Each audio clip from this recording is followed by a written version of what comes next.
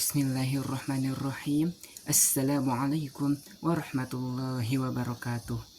Alhamdulillah sahabatku semuanya, kita bisa berjumpa lagi pada kesempatan kali ini. Semoga kita semuanya selalu diberikan keberkahan dalam kehidupan kita, dijauhkan dari segala mara bahaya apapun, dan semoga kita semuanya selalu diberikan kesehatan oleh Allah Subhanahu wa taala. Amin ya Allah ya rabbal alamin. Kita doakan juga kepada orang tua kita atau saudara kita atau teman-teman kita yang sedang sakit. Semoga Allah cepat sembuhkan seperti semula. Semoga Allah cepat angkat penyakitnya dan segera digantikan dengan kesehatannya seperti semula. Amin ya Allah ya rabbal alamin. Alangkah baiknya untuk mengawali pertemuan kita pada hari ini, kita awali juga dengan membacakan salawat kepada Rasulullah SAW. Semoga kita semuanya mendapatkan syafaatul uzma di yaumil qiyamah nanti. Amin ya Allah ya rabbal alamin. Sallallahu ala Muhammad. Sallallahu alaihi wasallam. Sallallahu ala Muhammad. Sallallahu alaihi wasallam. Sahabatku semuanya, insya Allah pada kesempatan kali ini saya akan sedikit mencoba membahas tentang syarat tayamum. Sahabatku semuanya, tayamum adalah salah satu pengganti kita ketika kita ingin berwudu. Ketika kita tidak ada air, maka kita boleh melakukan tayamum. Kita boleh melakukan tayamum. Nah, tayamum itu pengganti wudu. Tapi ada syarat-syaratnya kita melakukan tayamum. Tidak sembarangan kita melakukan tayamum. Nah, di sini saya akan mencoba membahas tentang syarat tayamum berdasarkan fikih Islam lengkap, penjelasan hukum-hukum Islam madhab Imam Syafi'i. Dalam kitab ini disebutkan bahwa syarat tayamum itu ada 5, yaitu yang pertama ada udur, baik karena perjalanan ataupun sakit. Yang kedua, masuk waktu sholat. Yang ketiga, telah berusaha mencari air tetapi tidak didapat atau tidak ada airnya. Yang keempat, ada air tetapi sulit untuk menggunakannya, dalam artian karena air yang tersedia hanya sedikit dan dibutuhkan untuk minum manusia ataupun hewan. Dan yang kelima, tersedia tanah yang suci yang mengandung debu. Jika bercampur dengan kapur atau pasir, maka tidak cukup atau tidak sah tayamumnya.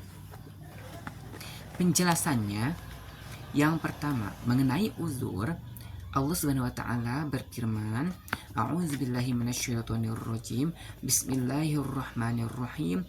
Wa in kuntum marda aw ala safarin aw jaa ahadum minkum minal ghaiti aw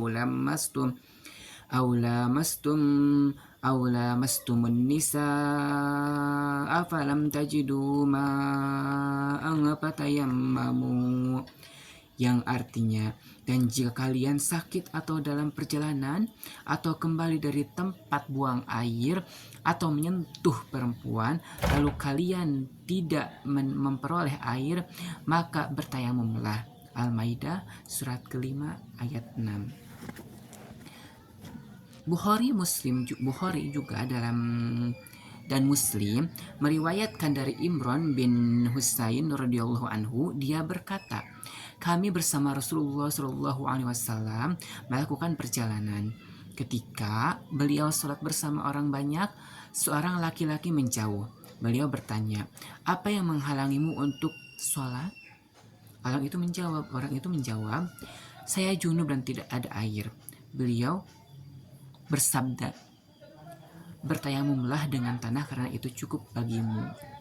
Jadi ketika memang kita tidak menemukan air karena memang lagi musim kemarau, maka kita boleh bertayamum. Ataupun ketika kita sedang sakit parah, sakit yang tidak boleh terkena air, maka kita boleh bertayamum. Kemudian yang kedua, mengenai waktu sholat, Bukhari meriwayatkan dari Jabir radhiyallahu anhu bahwa Nabi Muhammad SAW bersabda, "Bumi dijadikan untukku sebagai tempat sujud dan suci.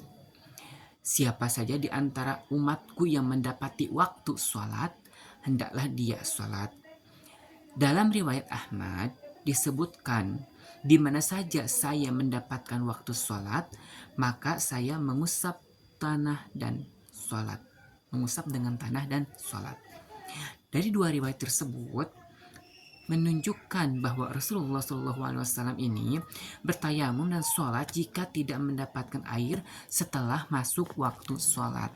Jadi secara tayamum itu harus masuk waktu sholat dulu. Tidak akan sah tayamum ketika waktu sholatnya belum tiba. Kemudian yang ketiga, telah berusaha mencari air, kita itu sudah berusaha mencari air kemana-mana, tapi kita tidak menemukan air, maka kita boleh bertayamum. Yang keempat, ada air tetapi sulit untuk menggunakannya, dalam artian air yang ada itu sedikit dan dibutuhkan oleh manusia untuk minum ataupun untuk hewan minum. Jadi sehingga kita tidak akan cukup untuk digunakan untuk berwudu. Karena ketika air tersebut digunakan untuk wudu, maka akan ada yang kehausan, yaitu hewan-hewan ataupun manusia. Jadi maka kita boleh bertayamum ketika memang airnya tidak memadai untuk digunakan berwudu. Dan yang terakhir, yang kelima, tersedia tanah yang suci yang mengandung debu. Dalam artian tanahnya tidak basah, dalam tanah yang kering, tanah yang berdebu sehingga bisa digunakan untuk bertayamum. Tapi jika tanahnya bercampur dengan kapur atau pasir atau tepung dan lain sebagainya, tidak murni tanah, maka itu tidak akan sah digunakan untuk bertayamum. Jadi tayamum itu harus murni tanah, tidak boleh dicampuri oleh apapun. Jadi kesimpulannya pada penjelasan hari ini, bahwa syarat tayamum itu ada 5. Yang pertama, ada udur, baik karena perjalanan ataupun karena sakit. Yang kedua, masuk waktu sholat. Yang ketiga, telah berusaha mencari air tetapi kita tidak mendapatkan air. Yang keempat, ada air tetapi sulit untuk menggunakannya, dalam artian airnya sedikit dan dibutuhkan oleh hewan untuk minum atau manusia untuk minum. Dan yang kelima, tersedia tanah yang suci yang mengandung debu dan tidak boleh tercampur apapun, dalam artian tanahnya harus murni. Mungkin itu saja yang dapat saya sampaikan pada kesempatan kali ini. Semoga ada manfaatnya, khususnya bagi saya, umumnya bagi kalian yang mendengarkan video ini. Kurang lebihnya mohon maaf. Wallahu muwaffiq ila aqwamit thoriq. Wassalamualaikum warahmatullahi wabarakatuh.